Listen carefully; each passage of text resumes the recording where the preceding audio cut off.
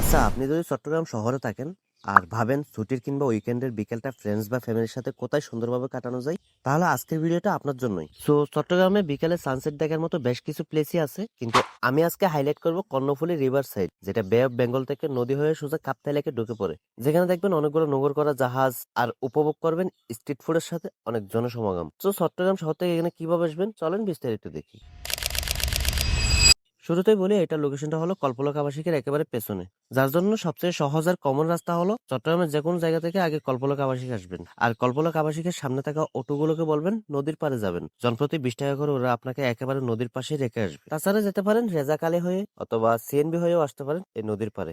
তো Karnaphuli river view, যেটা অল্প কিছুদিনের মধ্যে জনপ্রিয়তা পেয়েছে, কারণ এটা সিটির ভিতরে খুব ভালো একটা অ্যাট্রাকশন। এখানে থাকে বেশ কিছু স্ট্রিট ফুড, থাকে পড়ন্ত বিকেলে সুন্দর একটা ভিউ। এখানে বিশেষ করে উইকেন্ড বা ছুটির দিনগুলোতে মানুষ হুড় করে বাড়তে থাকে, অন্যান্য কর্মদিবসে থাকে একেবারেই ফাঁকা। আপনি আসতে চাইলে অবশ্যই বিকাল 3টে থেকে সন্ধ্যা 6টার ভিতরে আসবেন। এর আগে বা পরে এই জায়গা একেবারেই ফাঁকা থাকে। আর খেয়াল রাখবেন, গ্রীষ্মকাল কিংবা শীতকালে এখানে মোটামুটি ভালোই ধুলাবালি থাকে।